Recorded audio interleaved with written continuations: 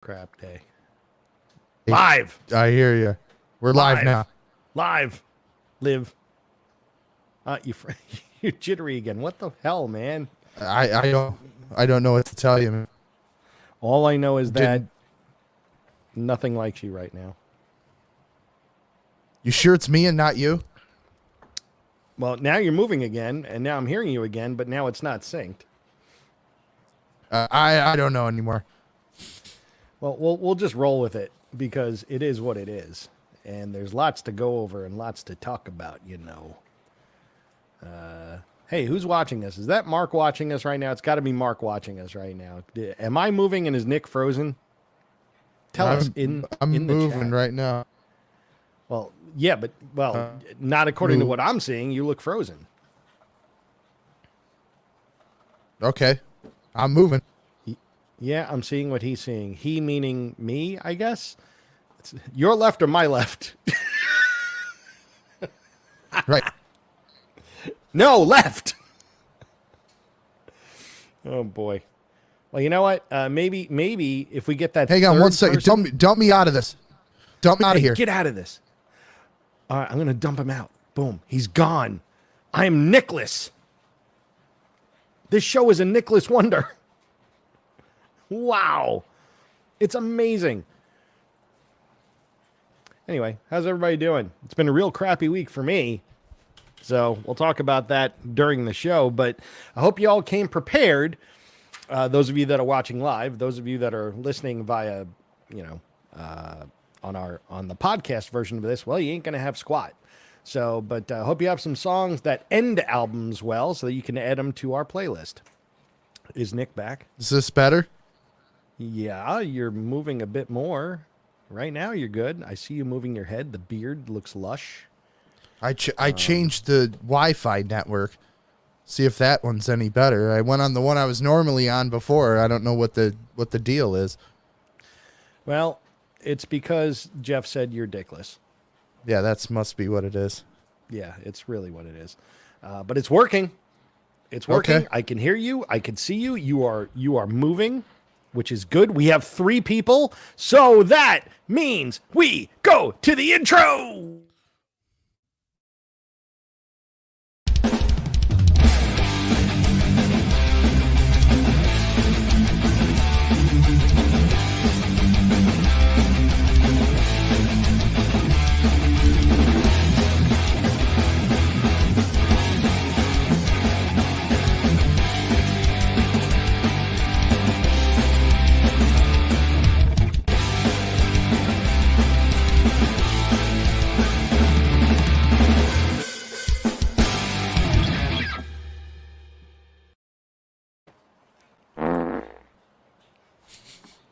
I like the Paul Stanley with his butt to the audience. Well, it's called, this show is called And in the End. So there were several ends. There was Paul Stanley's. There was David Lee Roth's. There was Taylor Momsen's. There was some random pooper that looked great in a pair of jeans. And then there was Jeff Henderson. So there was tons of ends in the intro.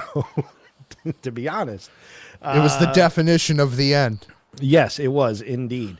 Speaking of the end, let's get right into this, man. MoFi. Okay, yeah, I let's talk about this. This has caused quite a stir. I mean, as it should. Yes. But let me preface this before we even get into this discussion with saying that I still stand by the fact that I think nobody does better reissues than MoFi. Their transparency may be, yeah, okay, their transparency sucked, but that doesn't make their end product bad, in my opinion. I know there's a lot of snobby people that want no digital step in their reissues, but all right, stop right there. Stop right there. We have to explain what this is because there's people I guarantee that have no idea what we're talking about right now. Yes. So there's a company, MoFi for sure, but it's Mobile Fidelity Sound Labs. And for years, they've been making these albums that say original master recording at the top, putting it out mainly on LP, but there have been some CDs they've reissued on 24 karat gold, and that supposedly sounded better. I've got one sitting next to me right now. There you go. So actually grab it, and that way you can show it, or is it part of the show? Hang on. Okay, hanging on. So this company, what they do is they take albums from years past, and what they do is, see, there you go, original master recordings. So they started with LP, then they branched into CD, and now I think they do LP exclusively. No, they still do. This is fairly new. So. Yeah. So supposedly what they do is they get the original master tapes, and they cut plates from those original master tapes, and then it goes to the transition process to an LP. And they have a couple of different processes there. There is the Ultra Disc one step. There's a couple of others that they do. I put it this way: there's a 3-step process where you get the source material, then it goes to a lacquer plate, then there's a couple of other copies of it made down the road, and then eventually it gets put on a stamper, which then stamps the vinyl. Yes. Oh my God! Shut up, Alexa! Shut up! I'm not talking to you. Jesus, I get one little echo dot, and I could turn the light on behind me, hooray, and also she just wants to get all up in my shit. So anyway, who doesn't? I got stories about this. So anyway, so you go through that process. Eventually, it gets to vinyl. There's 3 steps. There's a lacquer, what they call a lacquer, a father, a mother, a stamper, and then vinyl. The 1-step process goes from the original master tapes to lacquer to a convert to vinyl. Okay? Yes. What MoFi has been telling everybody, or has rather not been telling everyone, is that there's another step in the process, which we'll get to in a second. So audiophiles all over the world are like, this is the best way to listen. It sounds so good because you went from the masters directly to the vinyl, and it's amazing. There's no digital in between. And that was the big lie of omission. The big gloating thing of MoFi fans, exactly, including myself. Yes, but now we find out it's a lie of omission. Hang on, though. This isn't all of their releases. No, but it seems to be a lot more than anybody was ever privy to. You're correct. You're correct on that. But it's not all of them. So how you explained it is how people thought they were producing these EPs. There is titles that were produced this way. Years and years ago. Yes. Years and years ago. But in the more modern age, what they've done now is, yes, they get the original master tapes, which they then digitize. Okay? They then digitize it. Then they go to the rest of the 1-step process. Yep. All right? But they never expressly mention this. They did not mention it, but they definitely didn't mention it. Yeah. They didn't say that it's not happening, but they didn't say it was happening. Yes. What they said is this 1-step process comes from the master tapes, which it does. And they did it just like this, too. They did it, and they said it with that voice, too. It comes from the master tapes. Yes, and they juggled their hands like this. So, because you got to remember, you've got people listening audio only. So if I go like this, it's juggling my hands. So, yeah, they've been basically... Well, put it this way. The audiophile community is going nuts. And yeah, people are not happy. There's 2 different camps. The ones that saying, wow, I can't believe they lied to us all this time. And the other camp going, ha ha, you thought you could tell the difference, and you can't. Yes. And that's what's messed up. Because in my mind, the way I look at it, I'm not necessarily a purist, right? When it comes to stuff like that, I just want it to sound better. Do Mobile Fidelity LP pressings sound better? Without a doubt.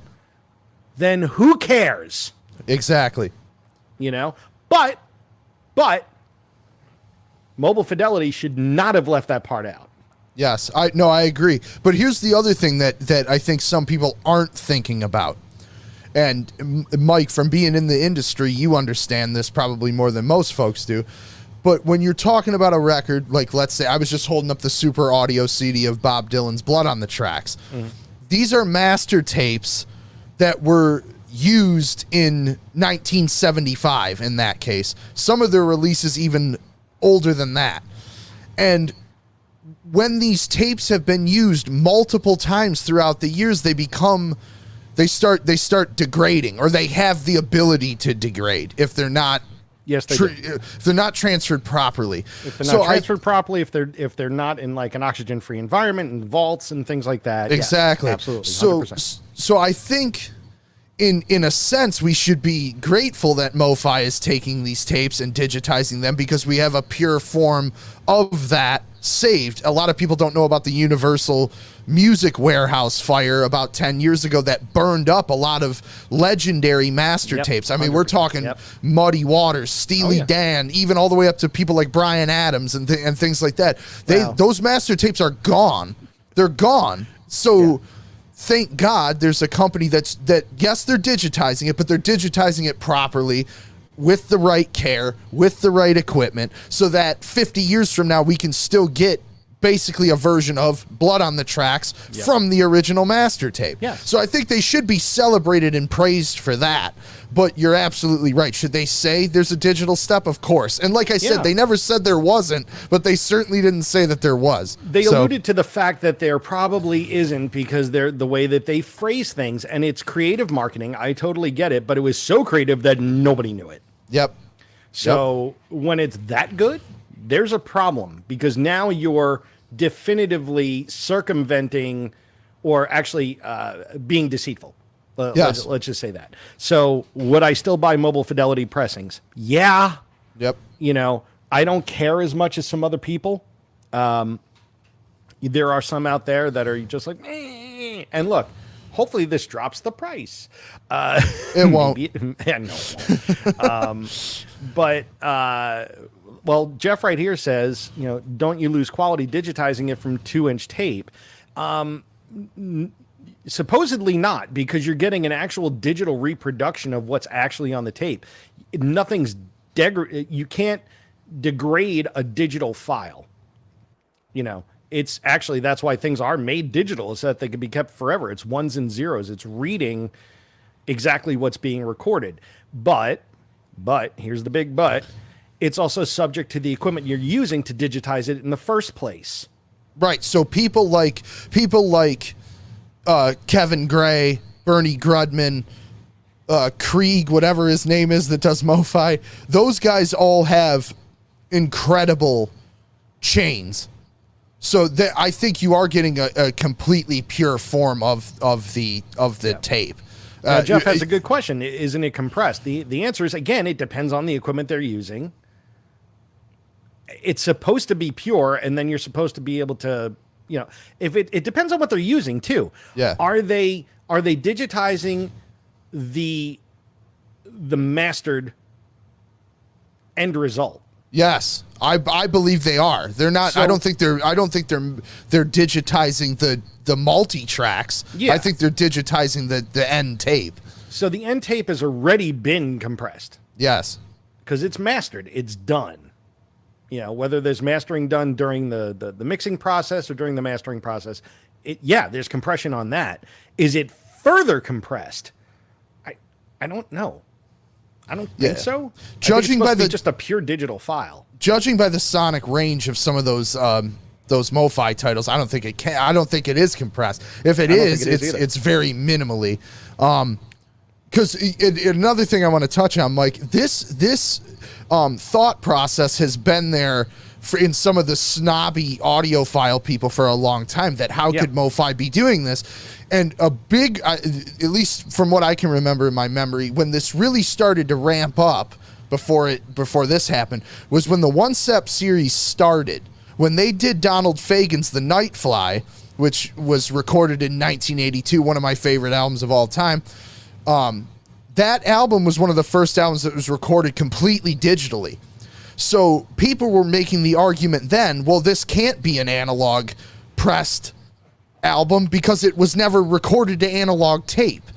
And then I think Donald Fagen or somebody said, well, yes, we recorded it digitally, but we made master tapes of the mastered product like we're talking about. Yeah. But the bells started going off to people of going, well, how could they be making a one-step analog pressed album with a digital album?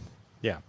So it's kind of been thought in the last few years that this was kind of going on. But again, like you said, the transparency was not there. The transparency was not there, and the one guy that's the amateur journalist slash record store owner that uncovered this and exposed it all, he's like, they invited me up, they told me all this. So basically, MoFi hung themselves. Yeah, like the MoFi marketing department hung themselves. Right, right. Mark mentioned something about here, Terabyte Technologies, no need to compress the main master, but they've been doing this for a while now. So I agree with you. Space is not necessarily an issue. And to Jeff's point, though, he says you'll have to lose quality by transferring sound. Yes and no. Yes and no. It depends on which way you're transferring it, but the amount that you might lose would be so infinitesimal. And then once it's digital, it doesn't degrade. Mm-hmm.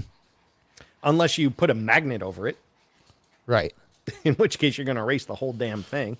Well, and I know I know when the legendary Beatles mono box that came out in 2014, the big thing of that was it was presented as it was completely all analog. Those were tape to lathe, basically. Yeah, that's it. And that's why those releases were celebrated.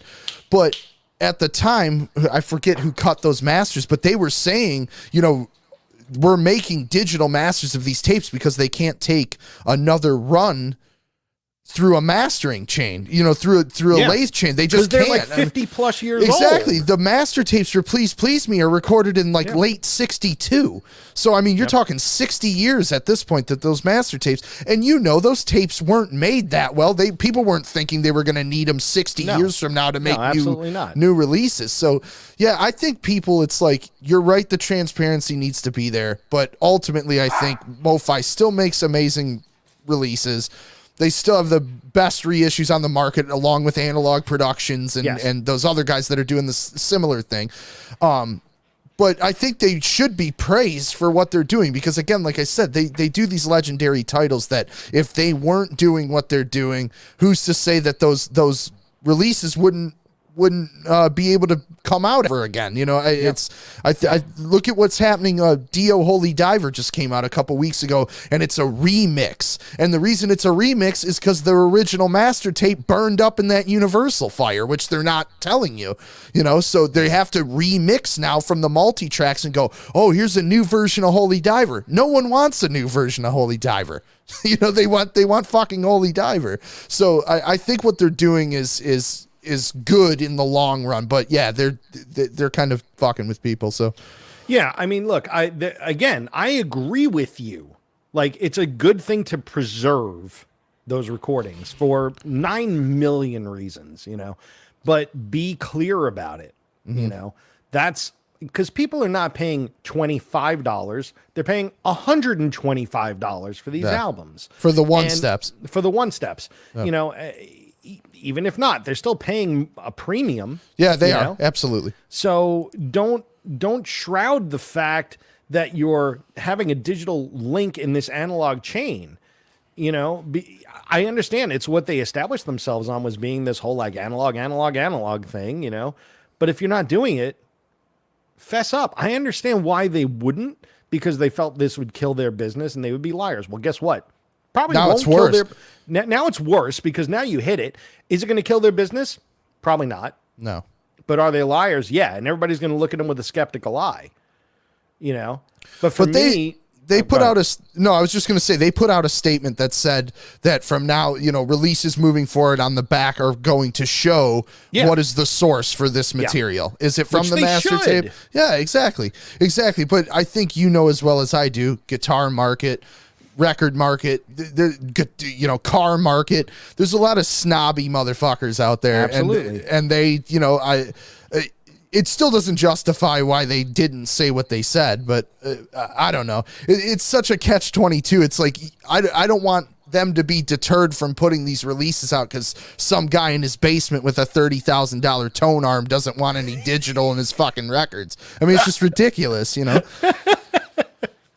I have a $30,000 tone arm. Good for you. Kiss has tone arms that are made from the skin of my past sexual conquests. $49.99 Kiss.com. As in 4,999. Well, of course, because we are a high fidelity band. Yeah, right. Yeah, when they did all their reissues, just so the record shows, those were all digital. Yes, there you and go. They still sounded great. So, again, not a problem. I don't really I mean, I care. It was still played by Kiss. Yeah, yeah. Right. I care. It's like I want people to be transparent about the product they're putting out. Exactly. But, you know, like the Pink Floyd reissues that came out over the last few years, digital. The Led Zeppelin reissues that came out, digital. I mean, and they sound great. You know, in a lot of cases, you know, these reissues sound crisper. They sound clearer than the originals did. But you should be saying they're digital. So yeah, you have to be saying that. You could say digitally mastered for vinyl. Yep. Because they do sound better than the original vinyl. Yep. You know, that does play a big part. You know, but I think that some people are taking that as, well, this is the same thing as a bootleg record that was made, you know, using a CD to make the LP. And some people are looking at, well, that's digital. You just may as well just do that. Why am I paying $125? So, well, because you don't have Bernie Grudman's LP chain. Exactly. So there's that. And, you know, for me, though, I do laugh. Laugh at those people with the $30,000 tone arm that are just like, oh, I can totally hear the difference. Yeah. I totally hear the difference. And you don't. Right. you just don't, you know? So because you honestly, let's be fair. You don't hear the difference because you were fooled. Yeah. That's why. Yeah. So, but I will say that, again, that's the sonic range on those records and the way that they press them and master them is not like a commercial release. So it like that. I think we talked about, Mark just brought it up in the comments, that Alan Parsons Eye in the Sky, you know, it's like that record, get a regular copy of Eye in the Sky, get an old one, and get a fresh reissue, and get the MoFi, and the MoFi will destroy both of the other versions for whatever reason. I'm not saying because I thought it was analog. I'm saying that because whatever they're doing to the tape or in that digital process, or when they're cutting it to the record, they're doing a great fucking job. Yeah. So, well, we're going to leave on that note there. I'll leave this topic on that note. We're not going anywhere. We got some other things to talk about here, but I wanted to make sure that we talked about that at the beginning of the show, because last week we didn't, and we had a lot to go through then, but now it's, you know, after, you know, letting it marinate in the sauce for a week, I was able to kind of like form a better opinion. I think you did too. So, yes. Yeah. So thanks for indulging us on that. And just, you know, we wanted to bring that information to you. If you didn't know, if you're a collector, if you're looking for those MoFi records, don't stop looking for them. Okay. They still sound better. Just know what you're getting yourself into, and don't be the analog snob. Just enjoy the damn record, you know? Especially if you have a Crosley, you definitely shouldn't be an analog snob. Well, first of all, if you have a Crosley, you shouldn't be buying MoFi. It won't sound any different. Okay. No, I don't hear it. I don't get it. My close and play is not really bringing out the best in this vinyl. So yeah, let's not do that. How about that? Great. So moving on to other things. What are you listening to, man? I have been going through a phase with that first Skid Row record. Oh. I don't know what got me on that, but and sidebar, let me just say, both of those new Skid Row songs with their new singer are very good and very strong. And I haven't heard the second one. The first one I heard. Yeah. And what do you think? And I like it. Yeah. I like it. It's Does really it sound good. dated? Does it sound dated? I didn't think so. It sounds completely dated. Well, I think it sounds like classic Skid Row, but exactly. But here's the thing: if it didn't, then people would be bitching that it doesn't sound like Skid Row. My K-Tel record player kicks ass. All right. Yeah, I think that. What was the first? We're all gang's all here. The gang's all here. Yeah. The dude has an incredible voice. He's like some from Sweden or Norway or something. Yeah, like that. Sweden. Amazing voice, and the song is dated. But that's okay, because it sounds like a classic Skid Row song, which is what it should sound like. Too many bands try to change too much, you know, and I think Kerry King, he wrote the lyrics to his song called, what was it? oh my God. I forget. It's on God Hates Us All, but the lyrics are, fuck you in your progress. Watch me while I regress. Yeah, right. And it's basically about that. It's like, why do you need to write anything new? We do this really well. Yeah. You know? So, yeah, he also wrote in that song, I'm going to tear your fucking eyes out, rip your fucking flesh off. Isn't that in Payback? Yeah, Payback. That's it. Yeah. Yes. Thank you. So I couldn't remember. Yeah, I've always loved that line. Fuck your fucking progress. Watch me fucking regress. Yeah. So that's basically what Skid Row is doing. And they're regressing. You know, because what happens is you find a lot of those quote unquote hair bands, and they were all in like E minor, right? And now they're still together, but now they're in C sharp to A, sound heavier, and B, because the singer doesn't have vocal range anymore. Yep. And the songs just sound like old guys trying to be heavy. You know? Meanwhile, Skid Row, I think, has done it right. And they sound fresh. The dude sounds like he's going to pull off all the Sebastian Bach stuff really easy. And it's going to be fun. I actually will go see them live if I can. Yeah, I think it's going to be great. Yeah. So, but yeah, I don't know what got me going on the first record, but I've listened to it like 4 or 5 times this week. So it's a great record. It is. It's fantastic. And then the other thing I've been spinning that I wanted to show on here, I mentioned this last week, but and this is going to reflect a little bit just because of the jacket here. But Vinyl Me Please has done a fantastic job on this Thin Lizzy Jailbreak reissue. It's you brought this up last week, yeah. Yes, silver vinyl or silver reflective foil. Jacket foil. Die cut on the cover on the where the TV is coming through. Oh, cool. Gatefold. Wow. All in silver foil. The drawing you get with it, the sketch of the album cover. And I think it's on orange vinyl. But dude, that's cool. Yeah, look at that. That's awesome. And the record was cut from the master tapes by Kevin Gray. So I promise you, this is the best this record will ever sound. But was there a digital component to this? They didn't say, but I'm going to assume that there is. Let's just go ahead and assume. But Vinyl Me Please, if you're not familiar, they're a monthly club. They have 3 different choices you can make. They've got a hip hop, they've got an essentials, that's what this came out in, and then I believe like a soul club as well. And you get a record once a month. I was part of it for a little bit. Sometimes I don't think the titles don't always interest me, and I do think they charge a lot for the product, but this time they knocked it out of the park. And unfortunately, what I didn't bring down, but they give you with this release, is there's a sticker that says Dino's Bar and Grill. Very, very, very cool. So we are going to have this in the store too. So nice. for those that are Rock City customers. Oh wait, what store is it? Rock City Music Company. Where can we find you? RockCityMusicCo.com. And where are you located? Livonia, Michigan. What's your name? Nick Morocco. There you go. I had to think about that one. It threw me off. You know everything else except your own name. But I can't say enough about that reissue.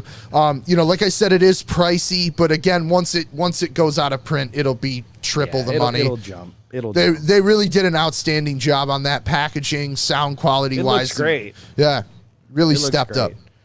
Can you send me one? Yes. Thank you. What am I listening to, though? Yes. What are you listening to? Why do I look like 80 times more bald than I actually am? Jesus. All right, so this is kind of funny. I was on Facebook the other day, and I have a friend, Jim, and Jim Bakke. And Jim, in the 80s in Long Island, he was in a band called Hitman, which was a heavy metal band, one of the bigger heavy metal bands to come out of Long Island. And then he was subsequently in a band that got signed to Puff Daddy's label called Fuzzbubble. And they were the only rock band on Puff Daddy's label. And of course, that being the case, they didn't know what to do with Fuzzbubble, but Fuzzbubble was able to play with Jimmy Page on stage at Giant Stadium and do that P. Diddy, what is it? Cashmere? The Cashmere, the Godzilla song? Yeah, exactly. So if Paul McCartney's watching, he'll be able to tell you the name of that song. It's like Go With Me or something like that. Yeah, Come With Me. That's it. Come with me. And Go With Me or something like that. Yeah. Dum dum baby, come and go with me. That was it, right? No, That was not it. Yeah, so they were actually the backing band on that song, along with Tom Morello and Jimmy Page. Oh, Tom Morello was on that too. Yeah, that explains everything. Of course, he was there to add something to ruin it. He's the only guy that can ruin Led Zeppelin, other than Phil Collins. Oh my God. So anyway, you do realize that the song at the end of The Matrix that sounds just like Kashmir is a Rage Against the Machine song, right? I've never seen The Matrix. Whoa. Wait a minute. How's that for Matrix? Wow. All right, dude. When we're done, go on HBO Max. I think it's on there, or Netflix, or I'll just fucking buy you a copy, and you have to watch The Matrix, dude. All right. I mean, from a pop culture perspective, never mind the fact that the Platinum album is sitting right there on my wall. You know, from a music perspective, it's amazing. So, you know, I got 2 songs placed on that. Good for you. That's right. You got a platinum album. I did. Nick is so wrong on every topic tonight, right? I mean, you need to see The Matrix. Anyway. So, so Jim is also very big in the tiki world. All right. And this weekend here in San Diego, literally down the block from where I live, there was Tiki Oasis, which is a big tiki-themed convention. And he was going to be there, and he had a booth set up, and because he makes all these really cool like tiki mugs and what have you, whatever you call them, the cocktail mugs. I didn't realize this was like such a big thing. Like people paying $300 for a mug. Oh yeah, it's nuts. Well, anyway, he has a band called the Tiki-Yaki Orchestra.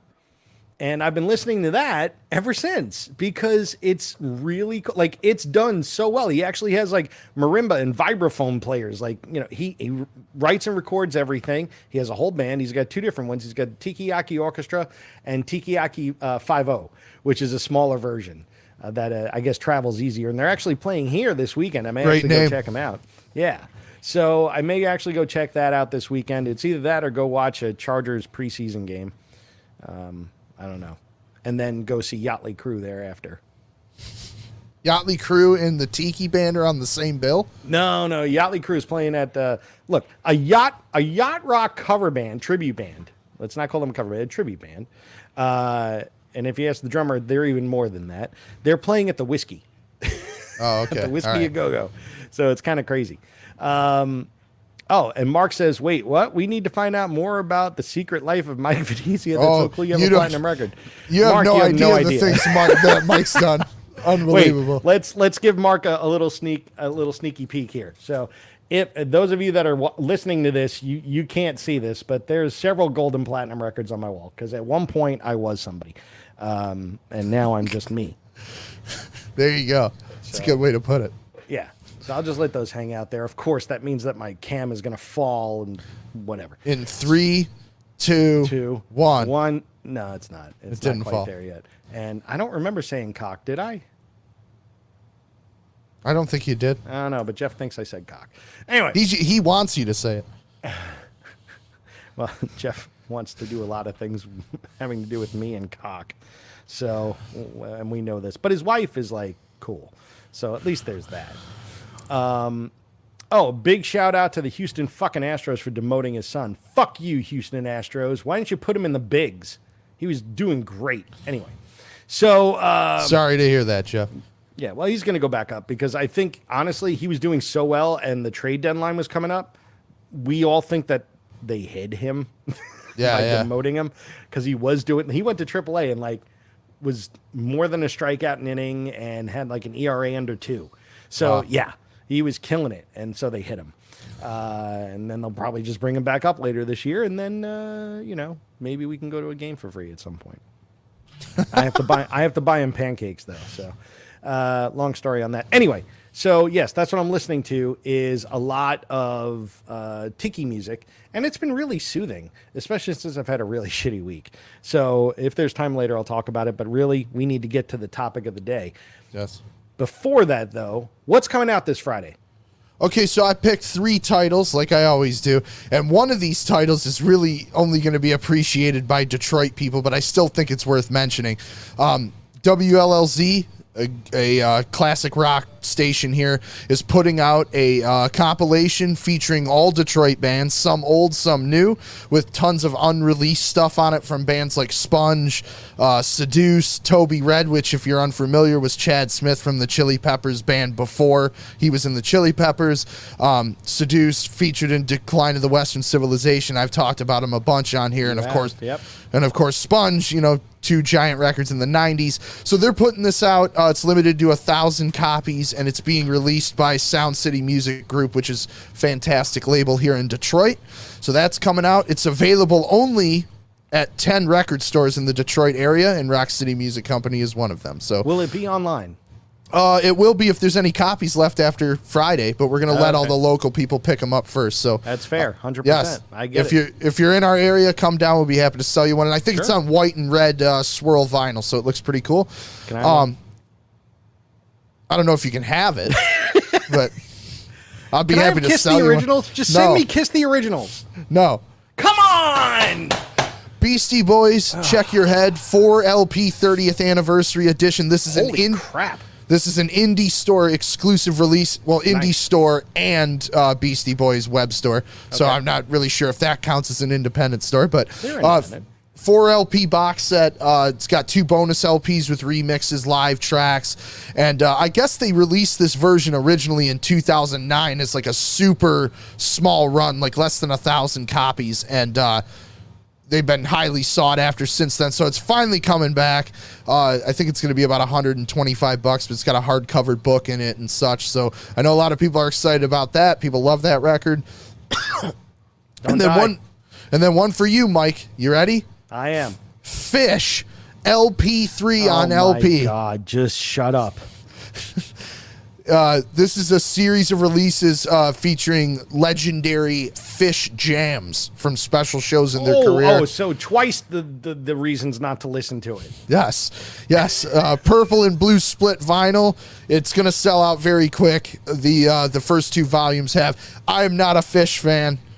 People assume I am because I love the Grateful Dead, but I am not a Fish person. And please understand that not all Grateful Dead fans like Fish. Well, it just means you're not a complete idiot, just a pretty much an idiot. Yeah, I mean, can you at least admit this, Mike, that Fish is worse than the Grateful Dead? It's like, you ever see that movie Multiplicity with Michael Keaton? No. Like there was there was him, and then there were several versions of him, but with each one it was like a copy. So like you made a copy of a copy of a copy, and each one got worse and worse. That's kind of like Fish. So many other jam bands, and then Fish, and it's just like. Well, I said that same thing to somebody else that's a friend of mine that hates the Grateful Dead and Fish, and I said to them the same thing I just asked you. Can you admit Fish is worse than the Grateful Dead? And he said, well, I would, except for the Grateful Dead still responsible for Fish. This is true. No, they are. Now, I love Andrew's comment here. Does the album, does it smell like they're fans? Like... I remember one time we were on the road. So good. The Twisted Tarantulas were on the road, and we were driving up to Green Bay, Wisconsin, and we were going through Chicago, right by Soldier Field, and this is right before the Dead did their reunion shows in 2015. Oh crap! And they had sold 3 nights out, and I say to Pete, the band leader, I go, oh, there's Soldier Field, the Dead are going to be playing there, a month from now. They got 3 sold out shows, it's going to be packed. And Pete goes, Soldier Field, legendary place for football, and it's going to be filled with a bunch of fucking people that have never even touched a football. let alone a bar of soap. Is he wrong? No, he's not. But here's the funny thing now about the Grateful Dead. It's the people that were, that were like, 19 in the late 60s, early 70s, 20 years old, whatever. Well, they finished college after they got off the road following the Dead. They became executives. Now they're rich. Yes. And they're the ones going to these shows, paying thousands of dollars to see the Grateful Dead. And getting all the good seats. Exactly. Well, yeah, getting all the good seats, or they're pretending that they're still hippies and get miracled. Yeah, one of right, the two. You know, God. Let's just move on. I love the Dead. I know. Roger is stealing my hat. Stop it. Mark Garney's gonna love that. Oh yeah. Well, you know, I brought out his bed today just to hang out, just because, you know, we've had a rough week, and I just want him just to chill and not be running around, so he could just hang out next to me, because he's my bro, he's my buddy, and I love him to death. He's great. He is. He's awesome. People love him. Though sometimes I want to kill him. But anyway. You probably, I know you were running behind because you had to take Roger for a walk, but you probably didn't see Mark's comment. You know, I made the post today about what we were talking about, and Mark commented and said, everybody tune in at the beginning. Otherwise, we got to wait 5-10 minutes to see the intro. Hey, we went at like 2 minutes in. We had 3 people. I rolled the intro. Yeah. We have 6 people now. This is good. I'm all right with 6. You know, 6 people that'll you know, enjoy our lovely face. Yes. Yeah. Roger, would you like to say hi? Roger? No? Yeah, put him on the mic. Like, what people don't realize is after this ends, usually Mike and I talk for like 15 minutes, and he always puts Roger on the mic. Say hello. Say hello. All right. There he is, snorting and licking the microphone. Now he's just like, yay! My little boy. I love my little man. He's my son. Don't we look alike? You do, actually. He's a lot prettier, though. Oh, I gotta show you something I picked up this week. I'll be right back. Speaking in tongues. Hang on. I'll be right back. Speaking in tongues. Here we go. Mike's moving quick. Folks, if you haven't subscribed to Covered, please make sure you do. It notifies you anytime we're live in case you don't want to miss any of this, any of Roger's antics. Mike's back. Yeah, I just reminded everybody to subscribe. Oh yeah, subscribe, hit like, hit the little alert thing so you know when we go live. All that stuff just helps because, you know, we have a total of 34 subscribers now. We're going up. So anyway, I got this, and I think you may have seen this on Facebook, but I got this in the mail the other day, and I almost forgot that I ordered it. I'm like, what the hell did I get? I got this 7-inch of I Love It Loud by Kiss, and on the other side is Killer. Oh, yes. Yeah. Great song. Now, this 7-inch is so clean. You could see the reflection. I don't know if this has ever actually been played. I haven't played it since I got it. But that's not why I wanted to show you. Okay. Maybe you didn't see my video on this. I didn't. No, this is news to me. All right. So this is the sleeve it comes in. All right. Okay. This is a sleeve that looks just like Gene Simmons of Kiss. Now, that's cool, right? It's one of the worst drawings of Gene Simmons I've ever seen. Right? I agree. But here's the thing, dude. It's not just that. Okay. It's got a tab you can pull, and his tongue sticks out, and he gets demon eyes. Oh, I love that. All right. I love that when I don't know when that's from, but they went into Gene Simmons in the future, but it looks like his hair from 2004. Actually, no, this is actually off the Killers album. Oh yeah, He's got the short hair. Yeah. Yeah, the short hair with the one side ponytail, you know, almost like the Elder era. Elder era, yeah. You know, but yeah, this thing, I don't know. It was a European only release back in 81 or something like that. That's sweet. I've never seen that. That's really cool. Yeah, to find these, I saw one once on a live auction, and I kept bidding and bidding and bidding and bidding, and I lost. Because after a while, I just had to give up. But Jeff says that's the only 7-inch I've ever had in my hands, and I'm not going to lie, he's right, and it's going to stay that way. Oh God. Look, I'm a 5'8" Italian. You know, if I was a tripod, that would just be like wrong. Hey, Mike, speaking of which, and I'm going to ask you about this right now because, you know, you're from New York and you're Italian. Yes. Do you know where you can get prosciutto bread like they eat in The Irishman? Tons of places. Well, none. Let me let you in on a little secret. There's none in Detroit where you can get it. Even when you go to like the iconic Italian markets around here. They don't have sausage bread. They don't have prosciutto bread. They don't have meat bread. They don't. No. No. I ask about it and they look at me like I'm out of the world. What do I look like here? I can't make no fucking prosciutto bread. What the fuck? You have no idea. All right. Arthur Avenue in the Bronx. That's where you go for a lot of that great stuff. But all over Long Island too, there's pork stores, which pork stores are basically Italian mini supermarkets. You know, they're much smaller, but they're really good. Let's say they're really big Italian delis. Okay. I'm all and about a lot that. of those places make bread fresh every day, and they'll make sausage bread, they'll make prosciutto bread, whatever, it's so good. So good.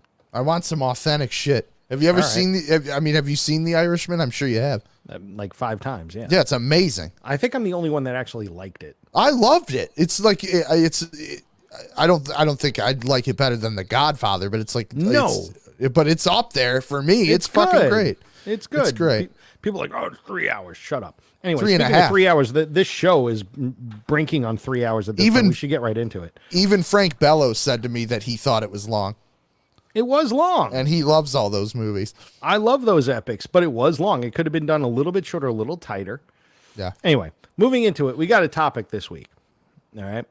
The topic this week is called And in the End. Now, last week we did In the Beginning, which we talked about songs, the best songs to open albums. All right. We talked about things like The Song Remains the Same by Led Zeppelin or Refugee by Tom Petty. All these songs, which, by the way, the playlist is made and it is up on the YouTube video from last week. So make sure you check out the playlist. I made it today, finally. I put it up.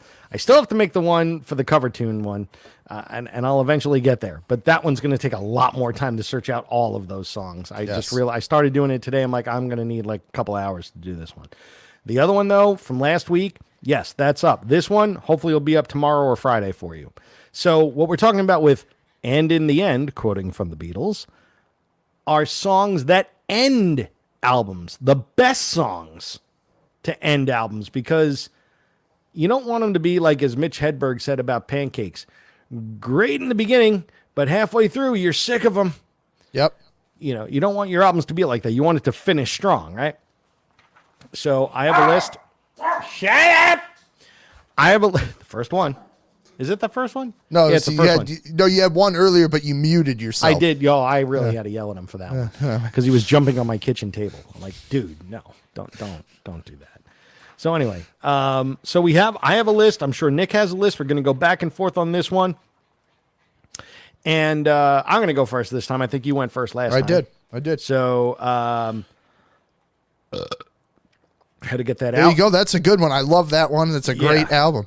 And then what about this one? Oh, excuse me. I uploaded that and then I forgot it was on loop, so it was just doing this. I put on my headphones and like, what the hell's going on? This show has reached an all new low. Well, I mean, look, we can't get to this without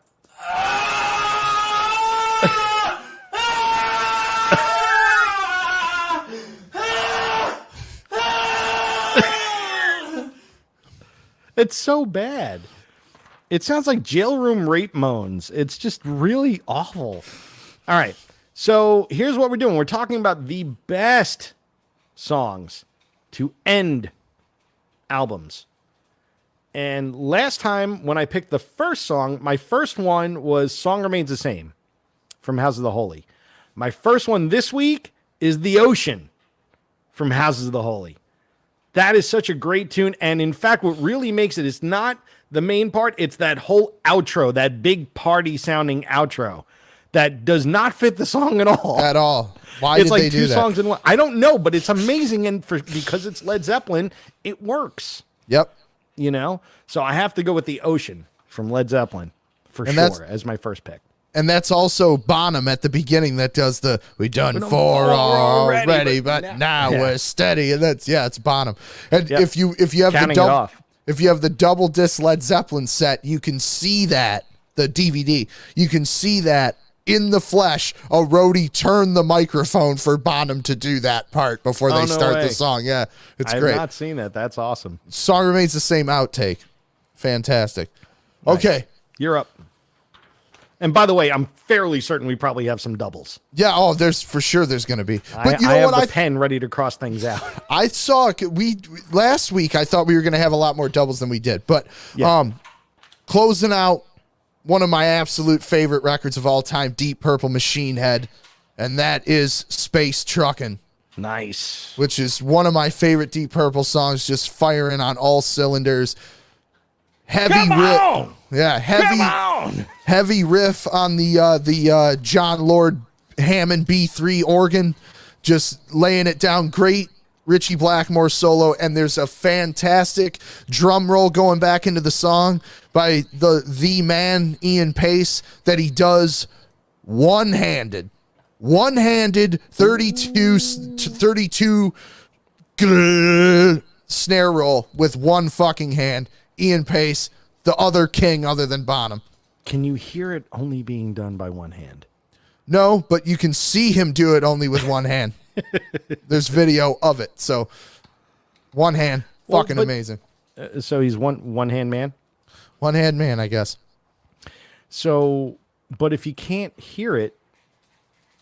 Well, I mean, I suppose you can hear it. It's it's the roll. It's the roll. Gah. Okay. Come out. What was that? Come out. All right, there you go. That's wow. Hey, that's mate. not even. Oh my god. Hey, mate. Hey, mate. What's happening, baby? Fuck you. You knew it was gonna make a comeback. All right. Yes. My next one. I talked about this last week because we were going back and forth about best first songs from Metallica albums. Now, somebody had written to me all the final songs off Puppets and Justice and the Black Album. And I said to myself, I says to the guy, I says, listen, you're a third right. You're a third right. Now, let's talk about the other two for a minute. Dyer's Eve kind of doesn't go anywhere. Right. It's just, it's just a lot of double bass that took them like multiple takes to get an editing tape together to get the drums right. Right. So I can't really say that Dyer's Eve is one of those that are, from Injustice is one of my picks. Struggle Within is probably one of the better songs off the Black Album. But do I think it's the best closing song from a Metallica album? No. Damage Incorporated, by far, is the best last song on a Metallica album. It was on my list, too. Yeah, I mean, that goes out on such a high note, and it's so heavy and so brutal, and just one of their heaviest songs, period. Yep. And I love that song. I love playing that song on guitar. It's so much fun to play. Because it's not difficult, but it sounds so brutal and it's so much fun. So yes, I absolutely go with Damage Incorporated from Metallica from Master of Puppets. Great one. Thank you. Mark Garney said Jackson Brown Stay from Running on Empty. That's a good one, but let me ask this because we're going to get in. Both of us, I'm sure, have choices like this. Stay is linked to the Loadout from Jackson Brown. Yeah. Right. So it's like, I consider that one song. Yeah, I kind of, I have a pick like this, and I'm sure you have a pick like this, like you were just saying. I think I would probably tie both together. Yeah, I think so I have too. two on my list like that, so I'm gonna go for one right now since we're on this subject. I know which one you're gonna do. I'm gonna put my finger Ready? in my head and yep, I'm ready. Closing out one of the greatest albums of all time. Yep. Brain Damage Eclipse. It was Dark the last Side one on my list. Dark Side of the Moon. Yep. Those two songs are attached at the hip. They are totally attached. Absolutely. 100%. I agree. And just I mean, what an exclamation point on a fucking great album. It's just I don't know if you've seen Roger Waters on this tour or the previous one on Us and Them, but when it transitions from Brain Damage to Eclipse, especially on the Us and Them tour a few years ago, when it made that transition, the entire arena went black and just the prism lit up. And it was like one of, if not the greatest concert moment I've ever witnessed. It just chills and what that record means. And I know a lot of people think it's overrated, but I think it's an absolute masterpiece. So, excuse me. Shut up!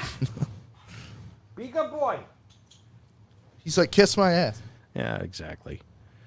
No, that's a killer choice. Killer choice. My next one, I'm going off page, not off page, but like off normal genre, if you will. Gotta give credit to this. Prince, Purple Rain. Oh God, how did I not put that one down? Oh, you fantastic! You have to have that in there. I mean, talk about a way to end an album. Masterpiece of a song. Yep. Masterpiece. I don't even have to say any more about it. If anybody disagrees with me, they can just go leave. Because that song is so good, so powerful, such an amazing song emotionally. If you watch the movie, you want to cry. But yeah, it's so good. And his playing on that song is amazing. One of the greater guitar solos from Prince, of all Prince tunes. Just really, really great gospel-esque type song. You want to testify in the middle of that song. His crowning achievement, without a doubt. Yep. And like you said, if anybody doesn't like that record or that song, then Pound Sand, go away. Yep, Pound Sand. This one I thought of driving home, actually, and off the fantastic This Year's Model record from Elvis Costello, who I think is actually criminally underrated. His classic song "Radio Radio" is the closing track on This Year's Model, and I've always loved that song, and it's definitely in his top 5 songs of his career. So, and it just ends that record so perfectly, which starts with No Action, and of course has "I Don't Want to Go to Chelsea" and the song "This Year's Model," another great album. Nice, good call. I didn't realize that was the last song on the album. Yep, that's awesome. My next choice, I went a little darker. Purple Rain was emotional. This is evil. So, and this was tough because there are few bands that have several great last songs. Yes. Black Sabbath is one of them. And it was hard to pick, but this one definitely rose above the rest. From Masters of Reality, Into the Void. Great. Oh, I know you hate Ozzy. Whatever. Into the Void is a great tune with amazing guitar riffs. You know, look, you should like it because Ozzy's pretty monotone in that song. What song is he not monotone in? Others. He's a terrible singer. Go to hell. Singer, quote unquote. Go away. No, that is a good pick. Fantastic Tony Iommi riff. Yes. Well, several. Like, that song is chock full of riffs. There's like 3 or 4 amazing riffs in that song. Yes. So, you know, and then like and then his like little, you know, tasty guitar solos in between the dun dun dun. You know, that's actually the notes. What key is that? It's in the jerk off Lydian mode. But I mean, like his tasty little solos in between all of those breaks, it just really makes the song. And, you know, between the opening riff and then just the heavy, you know, chord chunkiness underneath the verses, it's just so good. And that album, you know, and then the third riff at the end, it just, you know, down, you know, taking you out the whole way. It's a great way to close out an album. I agree. It is good, except for Ozzy. So let's go to my Black Sabbath pick, which is "Lonely Something As the Off Word." Heaven and Hell? Yeah. Yep. Epic Dio vocal performance, and off of Sabbath's best record, hands down. You do realize he's dead, right? Yeah. Yeah. But Ozzy's still living. Yeah, that doesn't mean anything. Yeah. Dio was also like 10 years older than Ozzy and still was much better. Okay. Dio's better now as a singer than Ozzy is, even in his prime. I hate you. I hate you. All right, I'll put that in. My next one's a twofer because I couldn't pick which one. All right. Okay. I try to do like what we always do, which is, you know, try to pick like one band, you know, like one song from one band, not repeat ourselves. This was a little bit tougher with 2 different bands. Led Zeppelin was a tough one to pick one. Rush was another one. because one is very close to me and one is just awesome. So I went with a twofer, if you don't mind. Cygnus X1 from Farewell to Kings, because it's an epic 10-minute song that has such evil chord change in it. And it's, if you listen to the last 2 minutes of that song, it's some of the heaviest Rush stuff ever. And Neil Peart is going nuts on that song. So that's number one. Number two, and this one might catch a lot of people by surprise, Vital Signs. From that's not where I thought you were going at all. Vital Signs is such a great tune because it's got that reggae feel, but it's got the rock choruses. And that was, very progressive in a lot of ways. But then again, when you listen to the outro, you hear Neil's playing on the outro of that song. It's just all over the place. And like, again, very, very maniacal. I don't know a better way to describe it. So that's why I like that song. It's different. They would play it live sporadically, and then later in their career, they started playing it more live. And they really seem to enjoy it. And you can kind of feel that energy off of them. Yeah. And it's not a difficult song in general. It's actually a very basic song, but it's just fun and it sounds great. And I really like the way that ends that album. That's a great call. My Rush pick, which I can never say, so why don't you just go ahead and say it? Oh, the La Villa Strangiato? Yes. Or La Via Strangiato, depending on who you are. That's exactly it. I never know which one it is. Just like, is it Peart? Is it Peart? Is it fucking... It's Peart. You got to be able to speak fucking 10 languages if you like Rush. Yeah, it could be La Via Strangiato or La Villa Strangiato if you live here. La Via Strangiato, I never say it that way. I always say La Villa. I always thought it was La Villa, but I didn't want to get it wrong in the presence of a Rush nerd. So, well, I don't. Which I am myself. I just, but I'm not as picky about the pronunciation, except of Peart, which I learned. I said Peart for 20 years. I wish it could just stay Peart. Well, but I have to give the guy. I gotta be respectful. It was Peart. But here's the thing. And I'm going to agree with Eddie Trunk on this, which I don't agree with a lot of things. But he's like, on All the Worlds of Stage, Geddy Lee says on drums, Neil Peart. So why wasn't it Peart then with Geddy Lee, who knew him very well? I think he just decided later on that it was Peart. Geddy was smoking a lot of weed. So was Neil. 70s. Exactly. He finally woke up and was like, it's Peart, dude. Yeah, that's what I was going to say. Maybe Neil didn't realize that it was Peart until later on. It doesn't matter. La Villa is my pick for Rush. And it's a great pick because, think of a better instrumental they did. No, they didn't. YYZ comes close. Yeah, but that part in La Villa where it goes, boom, bam, boom, bam, well, they stole that from Looney Tunes. Yeah, it's got that feel. No, they literally did steal it from Looney Tunes. Like Looney Tunes, wanted to sue them. Like Warner Brothers wanted to sue them. There's some story about that somewhere along the lines. But that whole song is so great, and they tried so hard to record it all in one take, and they couldn't. No, they couldn't. Eventually, they had to break it up into parts.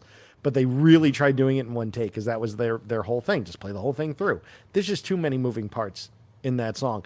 But that is their crowning achievement as far as instrumentals go. It is a textbook of everything that is great about Rush. I agree. That song. So I agree. This one's a little bit off topic too. Not off topic, but off page. I went a little poppier with this one, but this song has such an emotional component to it, and it's such a lush production. It can't be ignored. I went with Oasis, Champagne Supernova. You fucker. I had a Champagne Supernova. I can't believe it. I thought for sure you weren't going to pick that. No, I agree completely. Fuck you.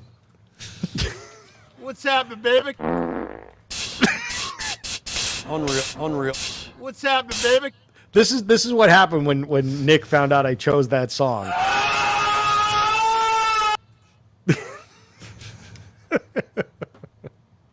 Oh, wait, we should do this while we're feeding the ducks.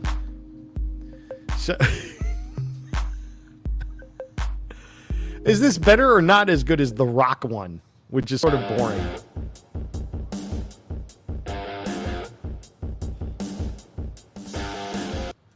It sounds like somebody learning how to play drums on that one. It sounds like something out of Pole Position from Atari circa 1984. Yeah, so I went with Champagne Supernova because that is such a great song on such a great album, and it really polishes off that record. I agree. Forget about what you think about, the brothers and Liam all their and Noel. fighting. Yeah, both of them fighting all the time. I mean, and sidebar, let's just give praise to Noel Gallagher this week for his amazing quote about System of a Down. Which was, please. Hang on. I want to read this exactly as he said it. Hang on one second. I gotta hear this again. It's so good. This was so good. Because I hate System of a Down so much. Me too. Hang on. This is so worth us pausing for a second. Hang on. Boy. I have it saved somewhere. Here we go. All right. Do you ever look at the sky and think, I'm glad I'm alive? After I heard System of a Down, I thought, I'm actually alive to hear the shittiest band of all time.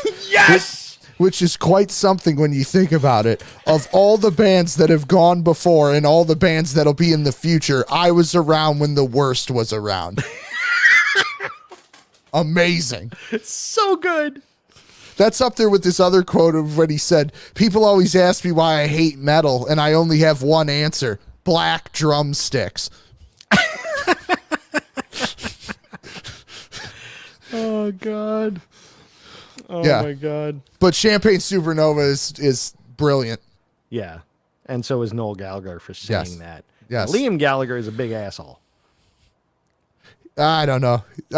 He's the yin to the yang of Noel. I mean, if you can't be in a band because all you do is fist fight with your brother. What about when Liam was on Howard Stern and he just kept calling Noel a potato? He's like, he's a fucking potato, Howard. Like, what an odd insult. But he did marry Patty Kensett. Anyway, moving on. You're next. Okay, well, Mike, you knew this time was going to come because I didn't pick an opening song last week from this artist. But I gotta pick a closing song. Coming. I knew Bruce was coming. Yep. Yeah. One of the most epic closing tracks of all time, closing out Born to Run. We Jungle suck Land. so bad. Oh. Jungle Land. Amazing song. Bruce at his absolute finest, other than the title track, Born to Run. But just closing out arguably his greatest record. Hey, wait. Let's ask Roger what he thinks. Roger, what do you think of Jungle Land? Really?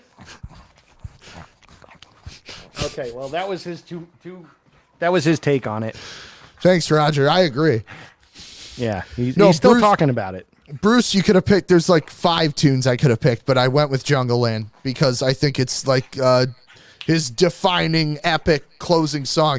New York City Serenade from Wild the Innocent and the East Street Shuffles up there. And of course, Darkness on the Edge of Town, the closing track on that fantastic album. I'm not putting all those on there. You don't have to, just Jungle Land. I'm not gonna. That says it enough. Good, we're moving on.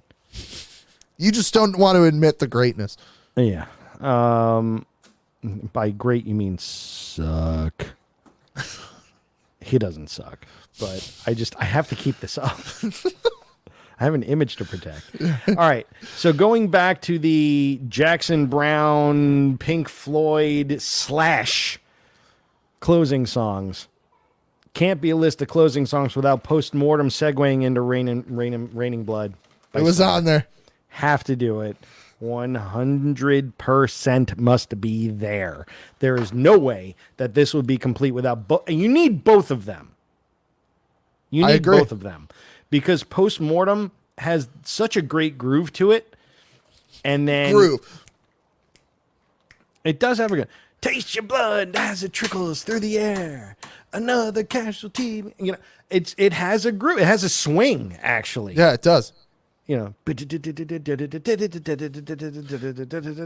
It's actually like a swing. You could almost swing dance to it. There's not many songs you could say that have groove with Slayer. That's one of them. Stain of Mind is another one because that's got that new metal hop to it. But yeah, those two, one into the other, completing that album, their classic album. Talk about a way to finish up. Yeah.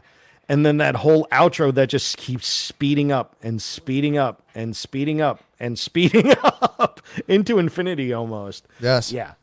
So, and another thing we always have to say is closing out that great record, which by the time you get to the end of it only started about 29 minutes prior. yeah, it's like a half hour long. It's like a sitcom. Yeah, it is. It's a sitcom of metal. Okay, so you had Postmortem Rain and Blood, which I did as well, but I assumed one of us was going to say that. So my backup Slayer closing tune is the classic Seasons in the Abyss. Amazing song. Amazing. Amazing song. You know, I asked Kerry one time, I'm like, what was your favorite thing? And this is before Slayer was done. Like, you know, what was like one of your favorite memories of just the band? And he's like, shooting that video in Egypt. Yeah. That was a big deal, you know, because Slayer doing videos in general, that was the first time they did. Yeah. So they did War Ensemble, which was more of a live video. This was like a video, you know, performance, but with, you know, the Giza pyramids in the background. And it's, you know, it's almost like their ballad. Yeah, in a way, but it's also like they're epic too, because it's one of the only Slayer songs that passes like a 4-minute threshold. It's like 6.5 minutes like 6 long. minutes, yeah. And it tells a story from beginning to end, and there's different temperatures and textures and flavors in that song. It's multi-layered. That album, Seasons, really was a turning point for them in a lot of ways. If I could digress on this for a minute, you know.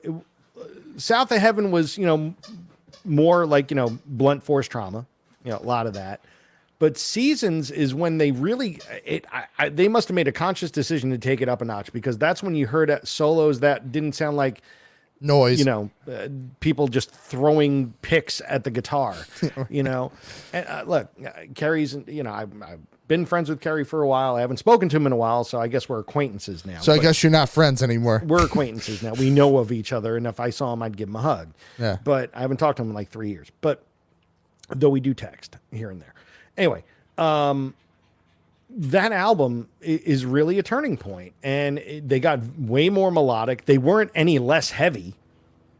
You know, it didn't like water down the heaviness. It's just like they thought about it more. There was more theory involved. There was more musicality. Yeah, there's parts, and there's, like you said, I mean, especially the Seasons. I mean, it has so many ups and downs, and there are movements essentially. Yes. It's more orchestrated in that respect, that there are like movements throughout that song. I agree. So I don't think you can go wrong with I mean, those 3 records of Rain and Blood, South of Heaven, Seasons. It's I think the greatest 3-album run in any metal band, you know, save Iron Maiden or somebody. I'm talking thrash metal. Like those 3 are better than the first 3 Metallica.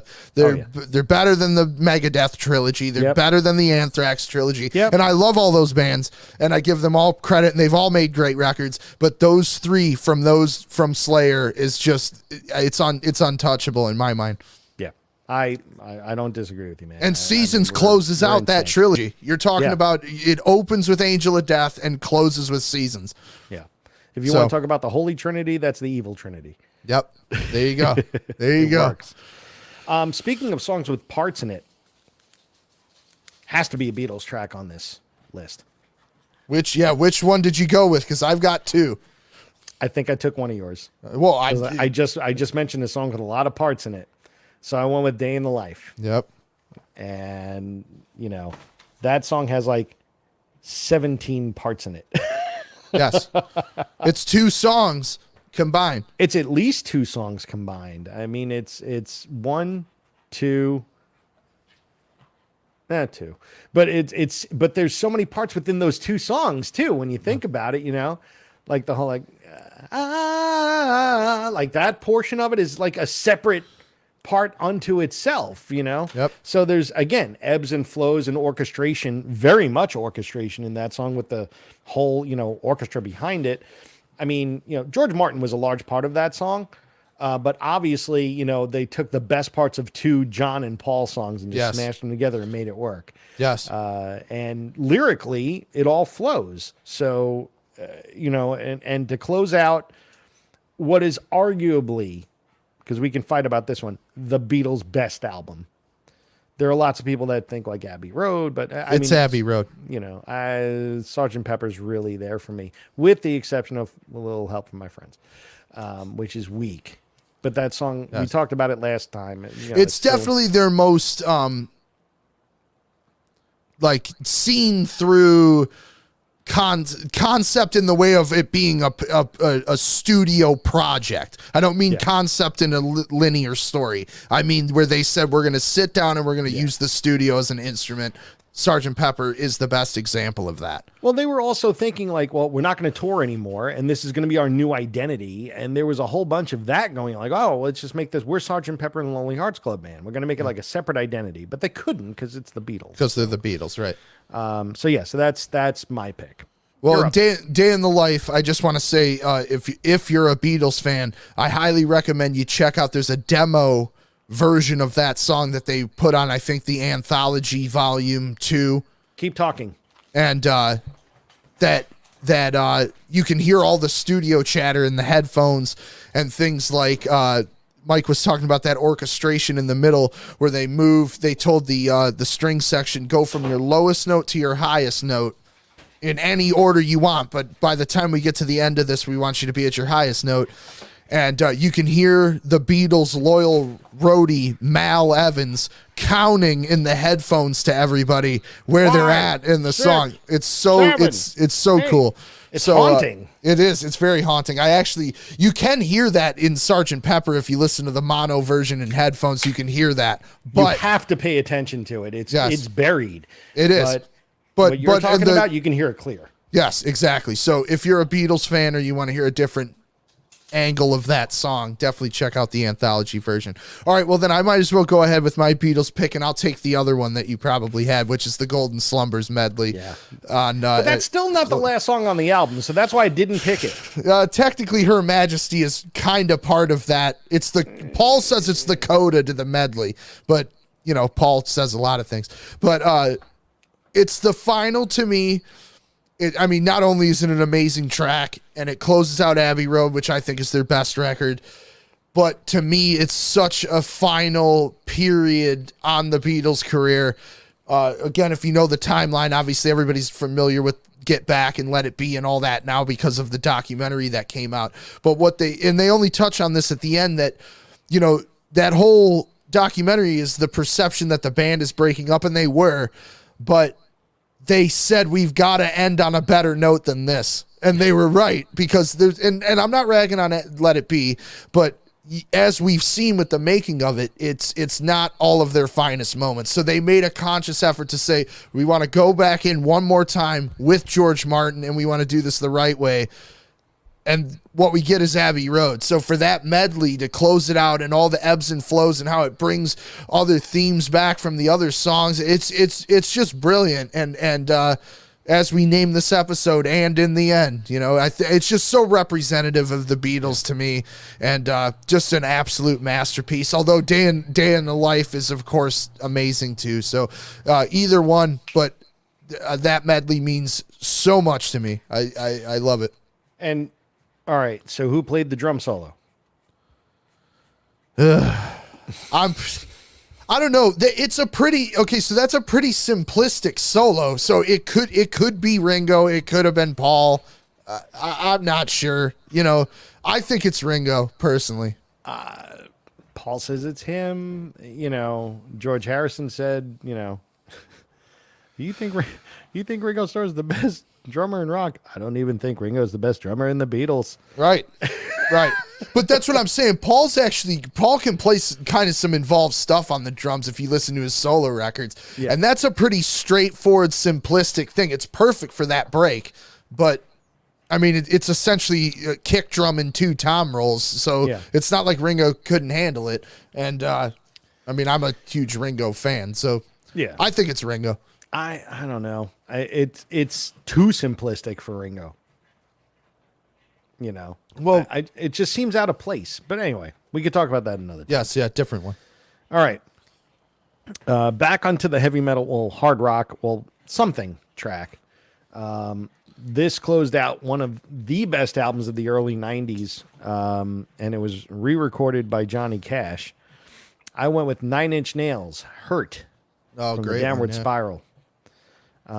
As great as Johnny Cash's version is, as haunting as Johnny Cash's version is, the original version holds a lot. And when I saw Nine Inch Nails play live, I saw them twice, and they closed with it each time. Yes. And it was amazing. Yep. Absolutely. I've seen them close with it twice. They're great. They're great live. They put on such a great job. It's like an epileptic's nightmare. Yeah. Yeah. You know, I mean, there's so much strobe light, like, you know, you will go into a seizure. But man, the way that Trent like puts it all out there during that song live, undeniable. And another thing, you know, we're talking about what these closing songs represent on albums, and that is such a different feel to the rest of that record that I think it just closes that out so perfectly. That's such a great album. You're up. Okay, Mark Garney said, "Boston, let me take you home tonight," and that was on my list, and I do agree. But I don't think I have to pick that now because he picked it for me. So I'll go with Thin Lizzy, Black Rose. I don't even know it. You don't know? It closes out Black Rose, of course, the album, the only one they did with Gary Moore. I can't think of it. I can't picture it. It's a great song. Great ripping guitar solo, of course, from Gary Moore. The twin guitar attack that we know and love from Thin Lizzy. And I could have went with Emerald because it closes Jailbreak. But I went with Black Rose because I think, again, the guitar work just from Gary Moore alone, it makes it worth it. All right. Well, there's that. I was just going to ask if anybody was still watching because I hadn't seen Mark, Pat, or Gall McCartney make any comments. Well, there are 6 people still watching, so cool. We have 6. That's always good. That's good. My next one, if you probably have this on your list too. I'm sorry. I'm not like trying to take your songs, but if you don't have this on your list, I'll be really surprised.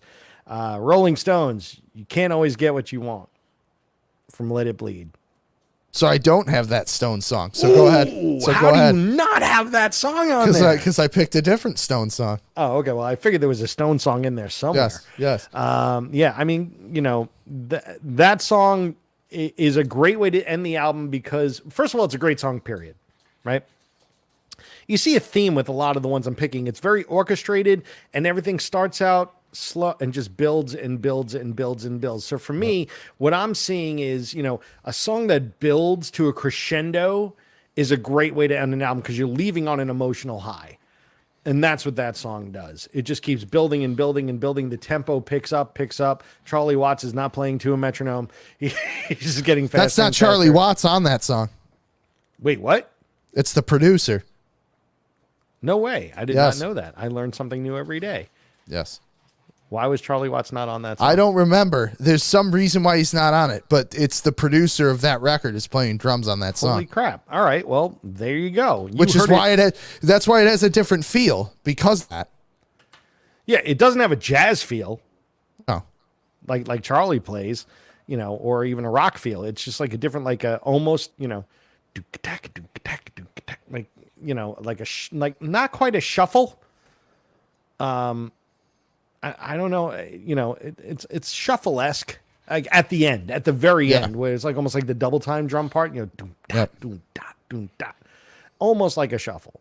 But it definitely has that very different feel, and I guess that's why. I did not know that. I did not know that. I learned something today. I think Charlie's on the track playing something else, if I remember right. Yeah, something like that. No, it's something. Keith talks about it extensively in his book, and I listened to that fairly recently, so that's why it's sticking out in my head. Let me give you my Stone song. So if I didn't pick You Can't Always Get What You Want, what did I pick? What did you pick? I picked Moonlight Mile, which closes out Sticky Fingers, which is the opposite of Can't Always Get What You Want in that it debuilds. And debuilds? Debuilds. Yeah, things start coming off of it. You know, it ends with just devolves, whatever. It ends up with just Keith guitar, and it's great. And I think Sticky Fingers is such a straightforward, ballsy rock record, of course, except for Still Got the Blues or whatever that's called in the middle of the record. But Moonlight Mile is just such an epic closing track to that, which, you know, that album opens with Brown Sugar. It has Bitch on it. It has Can't You Hear Me Knocking. You know, so there's a lot of classic Stones tracks on that album, and just a great vocal from Mick, and that's my favorite Stones record. So that's why I wanted to pick that one. All righty. Well, we're going to do one more each and then an honorable mention, okay? Because we're running long on time here, and I could do this all day. I'm going to skip a couple here. I have to, again, I had a hard time picking one song from two bands. One was Rush, the other was Led Zeppelin. And I went with When the Levee Breaks from Led Zeppelin 4. Yep, I had it on my list too. The most mythical drum beat recorded ever, you know, and it's been demystified as to how that was done. You're playing in a large atrium, essentially, in a large foyer with a tape machine, delay on it, and tons of reverb, and that's how that was gotten. If you watch Rick Beato's videos, he actually demystified. He actually has the equipment that was used. There you go. Wow. So not the exact one, but the same machines and everything, and he reproduces it, and it's pretty cool. So When the Levee Breaks, ending Led Zeppelin 4. What a way to go out, right? Yeah, absolutely. I remember my dad saying to me, when I was younger, you know, I was going off. Of course, John Bonham's always been my biggest influence on the drums, and I just was saying to him, "Oh, I can't believe the drums sound." You know, and for those that know my dad or don't know him, he says things very bluntly, and with that drum beat, he said, "It sounds like Bonham hooked the kick pedal up to a garage door." And he meant it in a good way. Like, it's just such a powerhouse sound of, like, it sounds like somebody kicking your garage door, and it does. And that's a fantastic pick. Well, thank you. It's your turn. All right. I'm surprised you didn't say this, so I'm going to say it. I think it's the best closing track of all time. Won't Get Fooled Again. The Who. It was next on my list. From Who's Next. Nice. There is no more ultimate rock anthem. There is no more ultimate closing track. Power to the max. Everybody in the band just firing on all cylinders. Great guitar work from Pete. Great drumming. Of course, amazing bass playing, and the lyrics out of this world. I love that song. It's in my top 10 for maybe even top 5 favorite songs of all time. And Who's Next, one of the greatest rock albums ever. And I think that's just such an amazing way to end that album. You picked a really good one there. I can't even argue with you at all. All right. Honorable mentions. We each get one. Okay. This was Won't Get Fooled Again was going to be mine. This one was actually submitted by a friend of mine, and I agree. It's a great closing song, and I'm going to throw it out there. Rocket Queen from Appetite for Destruction by Guns N' Roses. Yeah, that's another 2-song-in-1 kind of thing, you know. But it's a 6.5-minute song that really closes out that album amazingly.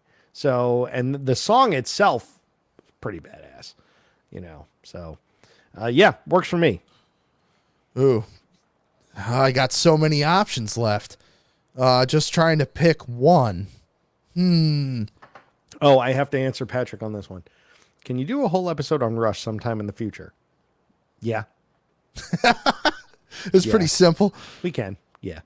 All right. I'm going to go with probably the least known closing track on my list, and that is Got the Time by Joe Jackson. Oh, nice. Closing out Look Sharp. A lot of people know it as an Anthrax song, but it actually is a Joe Jackson song. And Joe Jackson played it faster. Yes, Joe Jackson played it faster. Not by much. No, not by much, but still faster than Anthrax, and that's saying something. Look Sharp's just such a fantastic record, and it's just got a punky feel and straightforward, and I love it. I just love how it closes out that record. And the fact that Anthrax covered it is pretty fucking great. So yeah, they did a killer job of that. That was like that was on Persistence of Time. So I was on the radio. I was on a DJ on the radio at the time. We played that all the time. There you go. Oh, look at Paul McCartney's comment. Tell him to shut up. I hate that song. Tell him to shut up. Like he's not watching this. Yeah, like you didn't hear you say shut. Just shut up. No, there's so many good ones. I mean, like you said, we could have went on forever. Yeah, but we have to end this show at some point. Yes, we do. So that is, we went through about, I don't even know how many songs we went through, but I'll make a playlist for this and I'll post it afterwards. It should be up tomorrow or the next day, I promise. This one I'll get to faster because there's a little less turmoil right now. Actually, there's a lot of turmoil right now. I am now a single gentleman again. Number one. Yeah. Mike, come on. Come on, and guys. then I had another friend go completely psycho on me, like completely psycho. So I actually had it to the point where I had to change the locks on my doors. Yeah. Wow. Yeah. So look at John Burns comment. Usually do go on forever. You know what else goes on forever? You know what else goes on forever? His auctions. Because he takes too long to close out the albums. Just like, oh, I forgot. Going once, going twice. Oh, I'm gonna wait 35 minutes. Going once, going twice again. Going once. What's after that? Twice. All right, let me wait another hour. And I'm sitting there like shitting my pants. Like, did I win the album or not? And then some asshole comes and is like $21. Like, fuck you. That's what goes on forever. So anyway, I love you, John. Yeah, hallowed be thy name was on my list too, Pat. There you go. So anyway. We're moving on to Discovered and This Song Sucks. Yes. And then we'll close it out. So I started off this whole thing today. Today you're going to start off Discovered. Discovered. Which is where we talk about a cover song that we like as much, if not more, than the original. Yes. So I was listening to this record the other day, and I always forget that this cover's out there. And that is Whitesnake's cover of Day Tripper. Yes, it exists from the early days of Whitesnake with John Lord in the band. And I think Ian Pace might even be on the track. But did you know what I was going to pick? No, is that what you had? You'll see. Okay. So, anyways, total reverse of the Beatles version of Day Tripper. And this is a very halftime rock feel, almost funky feeling to the song. I just think they do it great. It's turning it on its head. As you guys know, those are always the ones I like to pick where it's doing something different than the original. And I think it's on, what album is that on? I think it's on Trouble. Whitesnake Trouble, which is from like 1978. This is way before John Sykes showed up and saved David Coverdale's career. This is fresh out of Deep Purple. So it's like their saved his second or career, third and then they record. got in a fight, and he left the band. Yeah. But he still gets the checks, I'm sure. From one album. Yeah. 2. 3. Well, 3. Slide It In. I'll slide it in, yeah. The one after that, and then the one just album. And then there's the next one. No, the one Yes. after was Slip of the Tongue. He had nothing to Slip do of with the that. Tongue. Yeah. No. Yeah. No. Vanderberg was on that, and Vi played all the guitar. Vi played all the guitar live. No, Vi played all the guitar on the album because Vanderberg got hurt. I don't think so. I'm 100% correct, man. Yeah, maybe you are.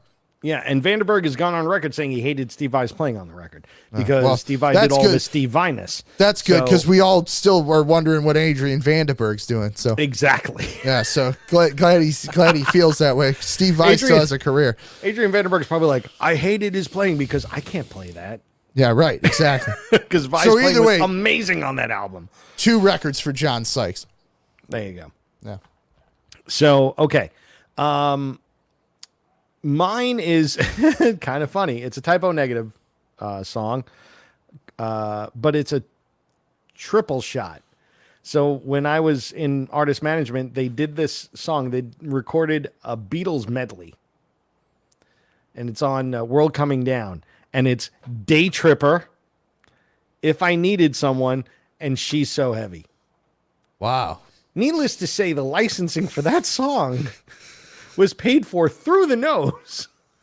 Why did they do that? Just because Peter Steele was such a huge Beatles fan. The whole band was. Yeah. But Peter Steele especially.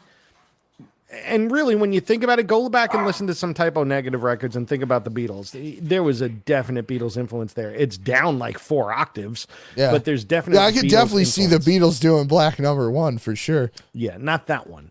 But there's a lot of like Beatlesque type orchestration and things in it, especially on the bass lines. I think he worshiped Paul McCartney. So, you can hear it in the bass lines for sure. But they did Day Tripper, If I Needed Someone, and She's So Heavy. And it's great because they go from Day Tripper into in very Typo Negative style. So it's Day Tripper, dun dun dun dun dun dun dun. It's like, so again, kind of like I guess the Whitesnake halftime feel, but way heavier. And then they go into If I Needed Someone, and then they come back out of that into Day Tripper, and then they finish with the outro of She's So Heavy, except they keep slowing it down every time to the point where it's almost like standing still. It's like it gets down to like 30 beats per minute. All right, John, you need to stop because Peter was a friend of mine. So don't go there. I wonder if the Beatles ever, like, I wonder if like those guys ever were aware of that. Well, I don't know if they were. I don't know who owned the licensing at that point. Yeah. Because it may have been Michael Jackson who owned it at that point. Either way, they paid a lot for it to be on the record. They paid tens of thousands of dollars because it was not 1, not 2, but 3 Beatles songs. Yeah, that's so. Anyway, so that was mine. Now, is it better than any of the Beatles versions? No. Do I like it as much? Yeah, in a lot of ways because it's it's a little special to me. Yeah.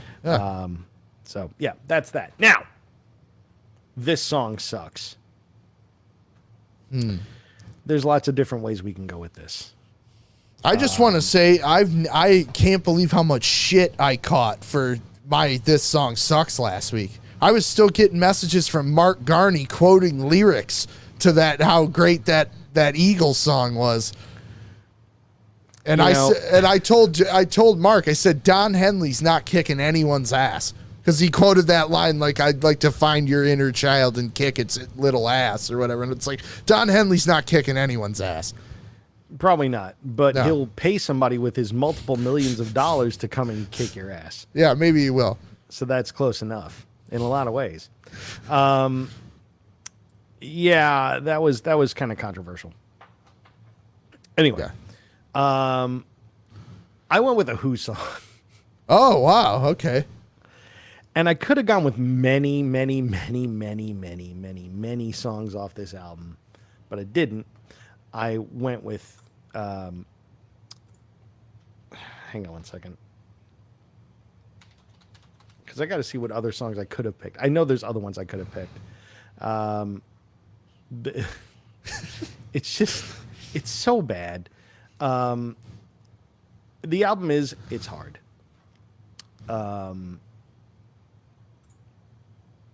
Actually, should I change it to this other song? Because they're both... Yeah, I think I'm going to go with this one. I was going to go with Athena from It's Hard, but I just changed my mind. I'm going with Don't Let Go of the Coat. Oh, wow. From Face Dances. No way. You'd be better picking Athena. No, Athena, like... They both suck. No. They both suck, but I'm pretty sure I hate Don't Let Go of the Coat more. I think that song sucks more. How do you feel about You Better You Bet? I like that song. Yeah, me too. All right. I like that song. I think it's fun. It's a fun song. But Don't Let Go of the Coat? The fuck does that mean anyway? Don't let go of the coat. It's like, don't let go of my coat. Like somebody stealing the coat. Like, whatever, man. Just shut up. Don't let go of the coat. That's such an odd choice. It sucks. It's a shitty song by a band that's great. And let's be honest, anything that comes after Who Are You really kind of sucks in many ways, except for You Better You Bet. And Eminence Front. Eminence Front's a cool tune. And I like Athena, too, to be honest with you. She's just a girl. She's a bomb. I can't take it. She's a bomb. I can stand it. She's a bomb. Right? I like it better when they do it. Yeah, of course, because they do it at least in key. But I'm not doing it in key on purpose. Why? Because the song sucks. But I'm sticking with my first pick. Don't let go of the code. Because it's a stupid fucking title. Just to begin with, it's terrible. And then you have the song, Don't Let Go. Look, I'm looking on Wikipedia. It's classified as country rock. And the guy who produced it has no vowels in his name. I like how you go like this. Like you're pointing at everything. I am. I'm pointing at Wikipedia. The guy who produced it is Bill Simzik. Yeah, he produced all their stuff. Simchek. He's like their manager or something. Yeah, well, whatever. The guy who played Zod in fucking Superman 2, his brother was their manager for years. I'm not kidding. That's true. Patrick Middlestat said, and another tricky day. Just another tricky day for you. Yeah, that one's not too good. Yeah, John's at work. That's why he's like, thank God I'm getting paid for this. You know, I'm not. I'm paying to do this, which is worse. Yep. Nick isn't. Well, I'm still taking my time costs money. I got $250 for you. Yeah, $250. $350. $350. All right, what do you got? I just want to point out real quick how Paul McCartney said, like old Billy said. He's referring to the line in Get Over It where he says, old Billy was right. Let's kill all the lawyers, kill him tonight. Which, yes, Don Henley referred to William Shakespeare as old Billy. So, all right. Well, it's just another reason why that song sucks. Hey, Nick, get over it. I see what I did there. Oh, perfect. All right, my song this week. I know the rules are a band that's usually great, but this song sucks. This band has great moments, but they have a lot of songs that suck. Kiss? But I heard this one today, and it reminded me how much I hate this fucking song. And that song is It's My Life by Bon Jovi. Yeah, that song is kind of annoying as shit, isn't it? It's horrible. First of all, I was like 10 when that came out, and I remember even at 10 I couldn't escape it. It was everywhere I went. You went to the grocery store, it was on. You got in the car, it was on. You watched TV, it was on. Every minute that song was getting shoved down your throat. That's one reason. Reason number two why it sucks. Who refers to Frank Sinatra as Frankie? Okay. The same guy that refers to William Shakespeare as Billy? Well, that's Don Henley. Dude, like Frankie said, I did it my way. First off, thank God Sinatra was dead, because you know he wouldn't have wanted Bon Jovi quoting him. They're both from Jersey. That's all they have in common. My Okay, God. There's no way that Sinatra would have wanted Bon Jovi mentioning his name or quoting him in any of his songs. Okay, that's the first thing. Second off, Bon Jovi shouldn't be calling Frank Sinatra Frankie. That's the second reason. Third reason is I really hate that he has to bring up Tommy and Gina from Living on a Prayer. Well, the song is Living on a Prayer Part 2. When you think about the progression of the song, think about it. With the talk box and everything else in it, it is Living on a Prayer Part 2.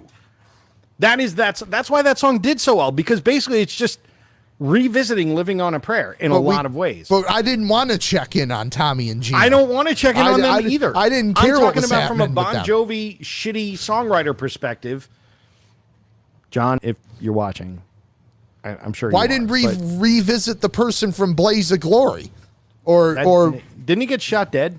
Hopefully. Well, if that dude got shot dead, then you can't revisit them. But Tommy and Gina, they're like 4 kids in. They're making pasta on Wednesdays. It's Sprint Spaghetti Day. Yeah. Whatever, you know. Like Tommy and Gina got a lot going on. Yeah, well, Tommy and Gina... They never back down. That's what he says in the song. Tommy, I'm sure, wears wife beaters, and Gina's a little whore. They probably have a very unhappy marriage. Yeah. And I, of course, again, and like you said, it is like Living on a Prayer Part 2. I hate that they do the fucking the old trick of the last chorus. The last chorus went up a step. I hate that. They're Living on a Prayer Part 2. That makes it even worse, to be honest. That wasn't one of my reasons why that song sucks. You don't like the transposition? No, really. No, seriously. It's like, I just, the main reason why I hate the song is that he says, like Frankie said, I did it my way. Well, that's a good reason. All right, kids. I think we've done at least 2 shows in one here. I want to thank everybody who is here watching this time around. Really appreciate it. And oh wait, we should start the outro music, right? Because we have outro music. We do, but before, yeah, we do. Because I can do that now. Oh, where is the ticker up?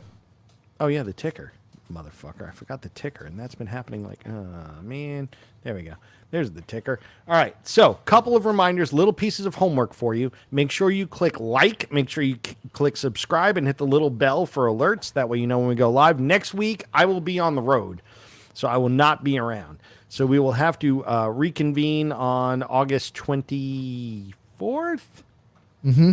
Yeah, and that'll give me time between now and then. And I almost guarantee, I know I've said it before, but I can almost guarantee that we'll have a special guest.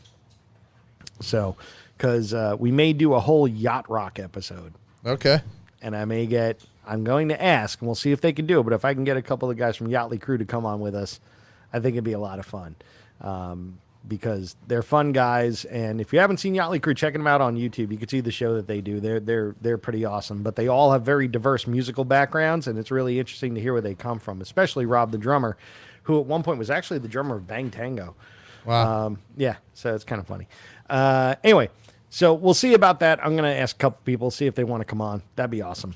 I saw a mutual friend of ours today, and he's interested in coming on. Mr. Tyrell? Yes. Well.